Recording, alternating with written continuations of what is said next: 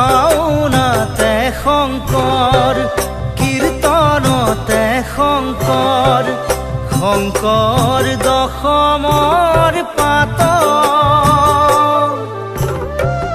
হাজাৰী ঘোষাৰে মাধৱ বৰাৰ পোক।